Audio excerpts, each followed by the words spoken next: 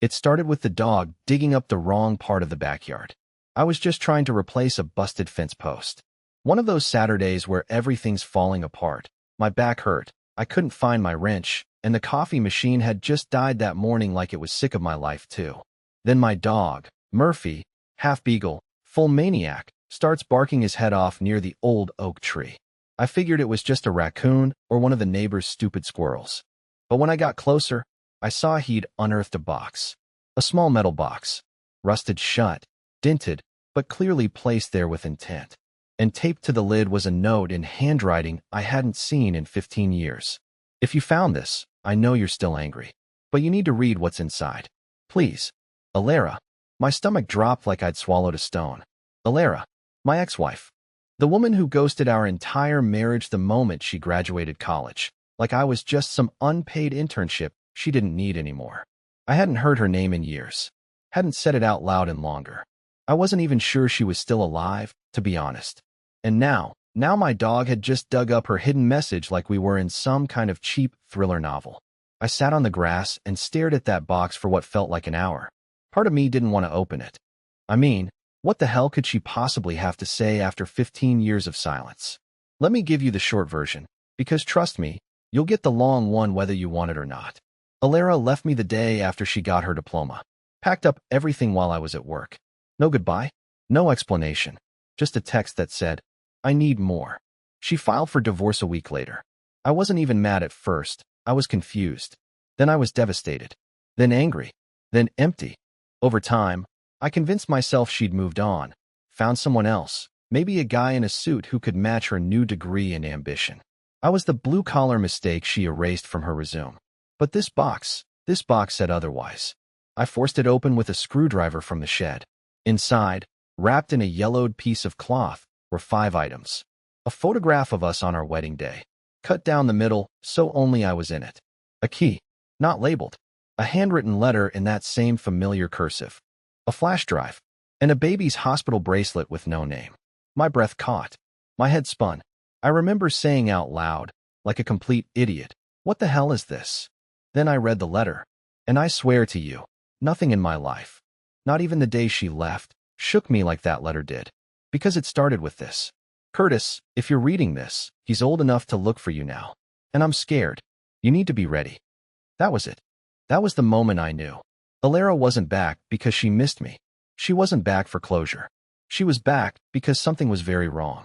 And somehow, even after everything she did to me, I still wasn't ready to face what came next. I didn't sleep that night. I just sat at the kitchen table with that damn box in front of me, staring at it like it might bite me. I read the letter 3 more times, hoping it would start to make sense if I kept reading it. It didn't. It only got worse. She didn't say who he was, didn't give a name, or a location, or even confirm that he was mine. Just vague lines about he's old enough to look now, and if they find him first, I don't know what happens next. Like I was supposed to solve a puzzle I didn't even know existed. And yeah, I cried. I'm not proud of it, but I did. 15 years of silence, and then this out-of-nowhere guilt bomb. A baby's bracelet? A flash drive? What was I supposed to do with that?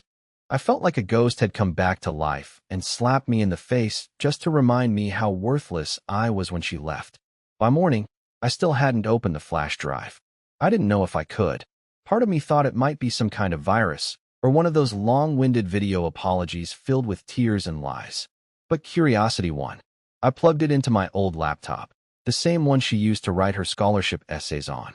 It still had her name saved in the user folder. That detail alone made my stomach twist. There was only one file on the drive. A video, unlisted, timestamped from 6 months ago. I hit play. It was Alara. She looked older, obviously, but still sharp, still elegant in that impossible way that made me feel like a janitor standing next to royalty. Her hair was shorter, her eyes tired, like she hadn't slept in weeks. And her voice, it cracked when she said my name. Curtis, if you're watching this, then I guess you found the box. That means I ran out of time. Ran out of time? What the hell did that mean?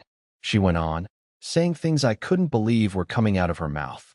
That she'd made mistakes. That leaving me wasn't about me being small town or dumb or boring. It was because she was scared. Scared of being like her own parents. Scared of being loved in a way she couldn't control. And then she said it. I was pregnant when I left. That sentence shattered me. I actually dropped my coffee mug. It exploded on the floor like a punctuation mark to everything wrong with my life. She'd been pregnant, and she left. She knew and didn't tell me. I just sat there with my head in my hands, rocking slightly, trying not to scream. In the video, she said she hadn't told me because she thought it would trap her. That's the word she used, trap. Like I was some kind of snare in the woods, and she was a deer. She said she tried to raise him on her own, but he started asking questions when he turned 14. Asking why he didn't have a dad. Asking who Curtis was, because he'd found some of her old journals. He's out there looking for you now, she said. And I'm scared because someone else is too. That part confused the hell out of me. Someone else? Who? Why? She didn't explain. The video cut out after she said she hoped I'd forgive her, but she didn't expect me to. That she just wanted me to be prepared, because they'll use him to get to you. I wanted to scream. Who are they? So now I'm sitting here with a rusted key, a bracelet, a torn wedding photo, and a video full of half answers. And worst of all, I think she's right. I think someone is watching me now. My truck alarm went off 3 times last night, and there's a black SUV that's been parked at the end of the road for 2 days with tinted windows. That never happens around here. I don't know if this is some elaborate manipulation from the woman who broke me, or if I'm caught in something I never asked to be part of. All I know is this. If I have a son out there, and he's in danger, I'm not going to fail him the way I was failed, even if it kills me. The next day, I took the key from the box and drove around town like a lunatic trying to figure out what had opened. It wasn't for my house, wasn't for our old storage unit. It didn't even fit any of the locks in my garage, and I've owned the same junk since before she left. I even tried it on my late father's old fishing locker at the lake. Nothing. I'll be honest, I wasn't doing well. I was running on 2 hours of sleep and spiraling fast. I kept replaying Alara's words in my head. He's out there looking for you now. It sounded like a warning, not a reunion. And that part about someone else searching for him? That one had claws. I didn't tell anyone about the box. Not even Dawson, who's been my best friend since middle school and usually the guy I vent to over a case of cheap beer. I didn't want to say the words out loud yet. Saying it would make it real. Instead, I kept the flash drive and the bracelet in my coat pocket like they were some kind of cursed relics. Then something happened that flipped everything sideways. Around 10 p.m., I was closing up the shop when a kid walked in. I say kid, but he was probably around 15, maybe 16. Tall, skinny, awkward posture. Looked like someone had hit pause halfway through a growth spurt. He wore a faded hoodie, jeans 2 inches too short, and beat-up sneakers. Nothing out of the ordinary, until he looked at me. And I swear to God, it was like looking into a cracked mirror. Same eyes. Same crooked smile I used to hate seeing in the bathroom every morning. Even the same twitch in the left eyebrow when he got nervous. My heart stopped. He didn't say a word. Just placed an envelope on the counter and walked out. I didn't move. Couldn't. It felt like someone had unplugged me. My hands were shaking so bad I could barely tear the envelope open. Inside was a note, short and sharp. We both deserve the truth. Meet me at the Greenlight Motel. Room 5. Midnight. No name. No explanation. Just that. I should have called someone. The police. A lawyer. Anyone. But instead, I stood there alone in the fluorescent lights of my empty shop, gripping that note like a drowning man and whispering to no one. What the hell is happening? Because if that kid was who I think he was, then my life wasn't just broken anymore. It was officially unraveling. I should have turned around the second I pulled into the parking lot. The Greenlight Motel had always been a dump. Flickering neon sign, stained curtains, and the kind of parking lot where people either whisper or don't come back out at all. But I was already too far gone. I couldn't stop thinking about that kid's face. About how he looked at me. Like he already knew. It was 11:58 when I knocked on the door to room 5. No answer. I knocked again, this time more hesitantly, like I was half hoping no one would open. Then it creaked. Just a crack at first, then slowly wider. He stood there, hoodie off. Same messy brown hair I had in high school. He didn't smile, didn't speak, just motioned for me to come in like we were old friends picking up where we left off. I stepped inside and immediately regretted it. The room smelled like mildew and bleach. The curtains were drawn shut, and only one yellow lamp flickered in the corner. On the table sat a second envelope, and next to it, my old college class ring. The one Alara had stolen when she left. He finally spoke. You kept the photo, right? He asked, like it was some kind of test. His voice was deeper than I expected. Measured. Almost rehearsed. I nodded slowly. You're... I'm Nolan. He didn't say your son. He didn't call me Dad. Just Nolan. Like a stranger introducing himself at a bus stop. I didn't know whether to hug him or collapse. My legs were shaking, but I stayed standing. He pushed the envelope toward me. She told me you'd find the box eventually. She said you might be too angry to come. I wasn't angry. I lied. I was confused. Nolan sat down on the bed, elbows on knees, eyes on the carpet. She disappeared 3 weeks ago. My heart actually stopped for a beat. What do you mean disappeared? I mean, one day she came home from work, and the next morning she was just gone. Her phone was still on the counter. Keys still in the bowl. But no sign of her. Cops think she skipped town. I know better. I swallowed hard, chest tight. Why would she leave you again? He looked up at me then. Eyes sharp, jaw clenched. Because someone was following her. Same people who've been sitting outside your house the last 2 nights. I blinked. You saw them too? He nodded. They've been following me since she vanished. I had to ditch school. Left everything. I've been staying in crap motels and using burner phones just to keep them off me. Who are they? I asked, trying to hide the panic rising in my throat. He hesitated. You won't believe me unless you read what's in that envelope. I picked it up slowly, fingers trembling. The flap wasn't sealed. Inside was a folded map, a blurry photograph of a man I didn't recognize, and a printed document marked Property of Black Hollow Corporation, eyes only. And beneath that? Subject, Curtis Hawthorne. Status, active link. That's my name. I looked at Nolan, stunned, words caught in my throat. He just stared back and said, I don't think she ever left to escape you, Curtis. I think she left to protect you. And now we're both in the middle of something way bigger than either of us ever knew. I don't even remember leaving the motel. 1 second I was holding that folder, staring at the words, Property of Black Hollow Corporation, and the next I was in my truck with the engine running, hands white-knuckled on the wheel. Nolan sat beside me, silent. He hadn't said another word since he dropped that bomb about Alara leaving to protect me. What was I supposed to say? Thanks for the update, son I never knew existed? I was spiraling hard. My brain kept trying to make it all smaller, simpler, something I could fix with a wrench or an angry voicemail. But this wasn't about a broken marriage anymore. This was something else. Something darker. Something that had apparently been following both of us for years without me noticing. Which, honestly, felt like the most humiliating part. How did I miss it? How did I live for over a decade, drinking bad coffee and whining to myself about heartbreak, while this shadow kept crawling closer? I parked behind the diner on Hawthorne Avenue, our usual after-hours spot back when life made sense. The lights were off. It was past 1 a.m. I wasn't hungry anyway. I just needed to breathe. Nolan finally spoke. You ever hear of Black Hollow? I shook my head. No. Sounds like a Halloween theme park. It's a private tech group. Research, development, surveillance. Unofficially. Publicly, they don't even exist. Alara used to work for one of their contractors before she left. My gut twisted. What do you mean before she left? He rubbed his face, looked exhausted. She told me she was recruited right after graduation. Something about predictive behavior analysis.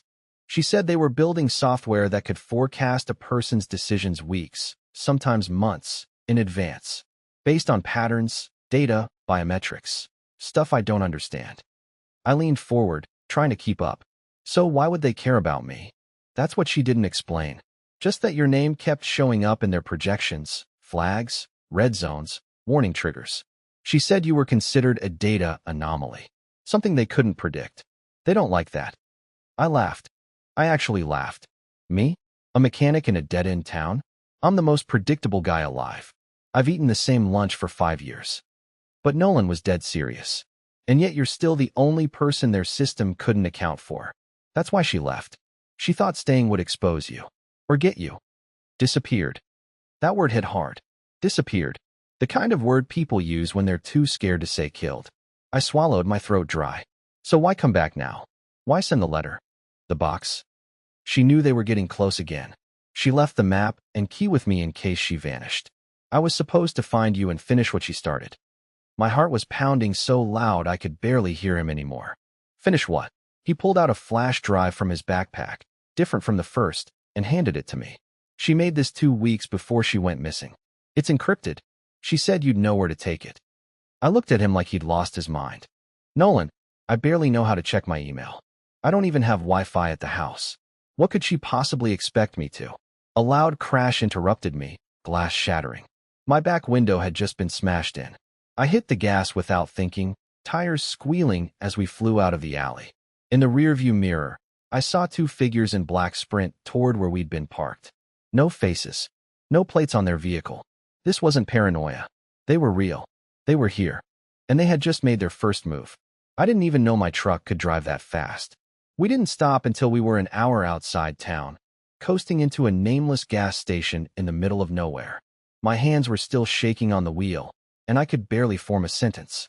I just sat there, engine running, heart in my throat, eyes scanning every pair of headlights that passed on the highway like they might belong to someone sent to erase me. Nolan didn't say anything either. He just kept looking at the shattered glass behind us, clutching his backpack like it was the only thing keeping him upright. I felt useless, powerless, like a pawn that had suddenly found itself in the middle of a chessboard with no idea what the game even was. Eventually, I mumbled, "We need help." But who the hell do you call when your ex-wife, who vanished for 15 years, suddenly reappears via secret messages and then disappears again, leaving behind cryptic files and shadowy enemies? The cops? They'd laugh me out of the station. My lawyer? He once accidentally sent my tax forms to the wrong Curtis. There was no one. Not really. Until I remembered one name. Maxine Langley. Back in the day, she was Alara's roommate for one semester before Alara transferred schools. I hadn't thought about Maxine in over a decade, but I remembered something strange. Right before Alara left me, Maxine showed up out of nowhere, asked to crash in our guest room for a few days. Alara told me not to ask questions. Maxine had weird energy, the kind of woman who always seemed like she was watching more than she was saying. We never talked much, but something about her stuck with me. I pulled out my phone and did something I swore I'd never do. I searched Facebook. Took me 10 minutes to find her. Maxine Langley, living in a cabin near Ridgetree Ridge, population 300. Profile photo, her holding a shotgun and a German Shepherd. Okay, terrifying, but still better than nothing. Nolan looked skeptical when I told him. You sure she'll help us? I'm not sure she won't shoot us, I said, half joking. But if anyone knew what Alara got tangled in, it's her. We drove in silence for the next hour and a half, winding up narrow roads into the hills, barely lit and barely paved. My GPS lost signal halfway up the ridge. We had to guess the rest. By the time we pulled up to her property, it was nearly dawn. A thick fog had rolled in, and her cabin looked like something out of a crime documentary. I stepped out of the truck, legs stiff, glass crunching under my boots from the broken window. The second I approached the porch, the front door creaked open. Maxine stood there, barefoot in a bathrobe, holding a mug of coffee and a revolver. Well, she said flatly, took you long enough. I froze. You were expecting us? She rolled her eyes. He's your son, isn't he? Then she turned and walked back inside without another word. Nolan and I just stared at each other for a second. I don't know how she knew. I don't know how much she already understood. But as I stepped into that cabin, I realized one thing with absolute certainty. This wasn't a coincidence. Alara didn't leave the map and files by accident. She was sending us here, for a reason. And Maxine Langley? She knew more than either of us was ready to hear. Maxine didn't waste time with small talk. She handed me a towel for my bleeding hand, tossed Nolan a blanket, and locked the door behind us with 3 separate bolts. Then she sat at the kitchen table, lit a cigarette like we were in some 1950s noir movie, and said, So, Alara's gone, huh? I nodded, still half expecting to wake up. We think she's been taken. She hasn't, Maxine replied, almost bored. She's hiding, but it won't last. They'll find her again. They always do. I wanted to scream. Who are they? Maxine exhaled slowly, like she was choosing her words carefully. You ever wonder why she picked you, Curtis? That threw me off. Picked me? What is this, a dating analysis?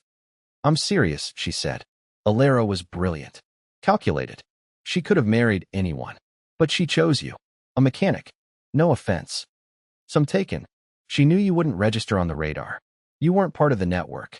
You had no digital footprint, no advanced education, no professional connections. That made you invisible, Safe. You were a shield. And she loved you for that. At first. My stomach sank. At first. She tried to live a normal life. But Black Hollow doesn't forget. Once you've seen behind their curtain, they own you. She left you because she knew they were watching. Nolan leaned forward, his voice sharp. Then why didn't she just tell him? Why lie about everything? Because knowing puts a target on your back, Maxine said. The moment Curtis started asking the right questions, he became a variable. And Black Hollow hates variables. I looked between them, my heart pounding. What do they want now? Maxine flicked ash into an old mug. They don't want you. Not anymore. They want him. She pointed at Nolan.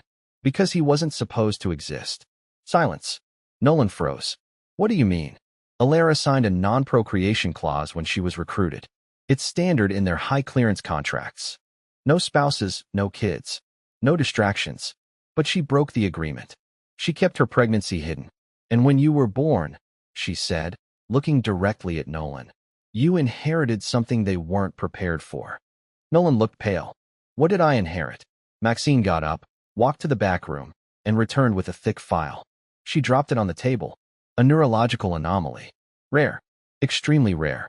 Alara found out when you were a baby. You don't just absorb information, Nolan, you forecast it. Just like their system. Except you were born with it. I felt like the floor dropped beneath me. You're saying he's what? A human supercomputer? Close enough, Maxine said. That's why they want him. He's the missing piece. He's not just part of the system. They think he is the system. Naturally evolved. If they get him, they'll plug him into their predictive models and turn him into a weapon. Nolan pushed back from the table, visibly shaking. I didn't ask for any of this. I reached out, but he stood up and stepped away. I just wanted to meet my dad. I didn't want to be something they can use. You're not a thing, I said, trying to hold back the rising panic in my chest. You're my son, and no one's using you for anything. Not while I'm still breathing. Maxine stared at me. Then you need to run. Right now? Both of you. Go off-grid. I'll stall them if I can, but once they trace your location, it's over. And what about Alara? I asked. We just leave her. She left you to protect him, Maxine said, cold but honest.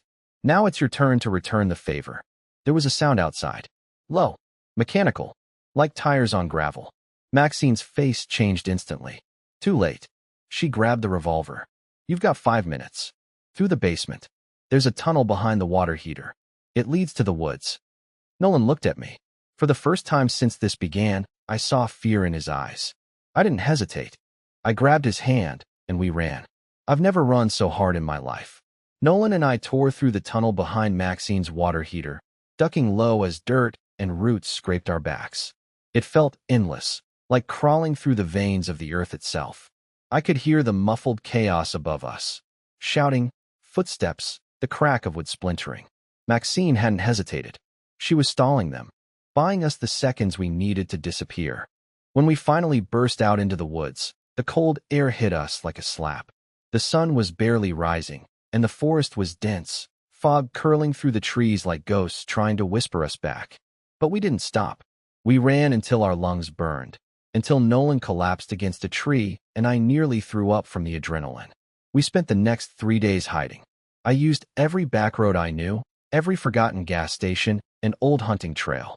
We slept in the truck, ate canned food, and stayed off the grid. Nolan barely spoke, and honestly, I didn't push him. He'd had a lifetime of questions dropped on him in a week.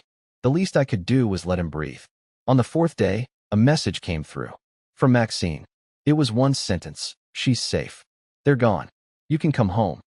No explanation. No details. But somehow, I knew she was telling the truth. I don't know how Maxine pulled it off, what strings she yanked or what ghosts she summoned, but Black Hollow backed off. Maybe they found someone else to chase. Or maybe Nolan really was unpredictable enough to spook them. Either way, they disappeared. We went back home, quietly. I boarded up the broken window in the truck and finally threw away the last pieces of that rusted metal box. Nolan started staying at the house more often. At first, he slept on the couch, never unpacked his backpack. But then one night, he made dinner. It was terrible, burnt mac and cheese with a side of cereal, but he tried. And the next morning, his backpack was gone from the hallway. He'd moved into the guest room. I asked him, one night when we were fixing up the shed together, You think she'll ever come back? For real this time? He didn't answer right away. Then he looked at me and said, she already did. In her own way. I guess he was right.